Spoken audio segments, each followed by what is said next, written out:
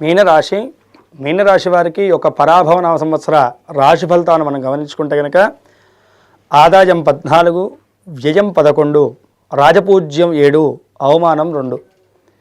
వీరికి ఏలినాటి శని ప్రభావంలో రెండో భాగంలో వీరు ఉన్నారు.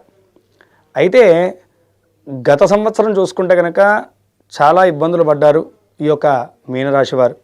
ఎందుకంటే వ్యయస్థానంలో జరుగుతున్నటువంటి ఆ యొక్క రాహుగ్రహ సంచారము, అలాగే ఏలినాటి శని ప్రభావం, లగ్నస్థానంలో ఏలినాటి శని ప్రభావం, అదేవిధంగా గురుబలం అనేటువంటిది కొంత మేరకు వీరికి మొన్నటి వరకు కూడాను బాగా అనుకూలించింది.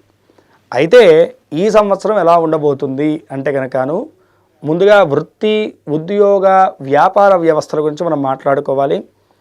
వృత్తిపరంగా చూసుకుంటే కనుకను ఈ సంవత్సరం కూడాను డిసెంబర్ తర్వాత వీరికి ఖచ్చితంగా ఏవైతే కనుక ఇప్పుడు పెట్టేటువంటి ఎఫెక్ట్స్ అన్నీ ఉన్నాయో, ఎలా అయితే కనుక పెట్టుబడి పెడితే కనుక దాని మీద వచ్చేటువంటి వడ్డీ అనేటువంటి ప్రతిఫలం ఎలా అయితే మనకి సహకరిస్తుందో, అదేవిధంగా ఇప్పుడు జూన్ నుంచి డిసెంబర్ వరకు మీరు చేసేటువంటి కష్టం కానీ, మీరు పెట్టేటువంటి ఎఫెక్ట్స్ కానీ అవన్నీ కూడాను ఆఫ్టర్ డిసెంబర్ నుంచి మార్చ్ వరకు మీకు అద్భుతమైనటువంటి ఫలితాలను కలగజేయబోతున్నాయి.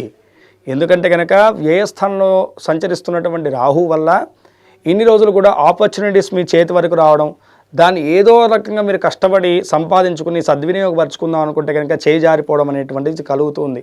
అటు ఏలినాటి శని ప్రభావం, ఇటు రాహు వల్ల. అయితే డిసెంబర్ తర్వాత జరిగేటువంటి రాహుగ్రహ సంచారం అనేటువంటిది ఆకస్మికమైనటువంటి ధనయోగాన్ని, అదృష్ట యోగాలను కలగజేస్తుంది.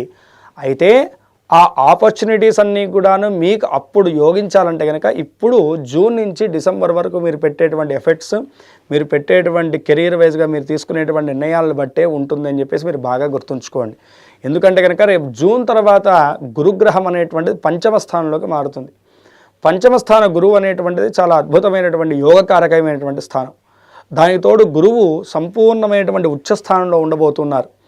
ఇవన్నీ కూడాను మీకు ఆపర్చునిటీస్ని, అదృష్టాన్ని, అలాగే మీరు ఇన్ని రోజులు వేచి చూస్తున్నటువంటి మంచి సమయాన్ని, మీకు అనుకూలించేటువంటి సమయాన్ని తెచ్చిపెట్టేటువంటి యోగ కాలాలు.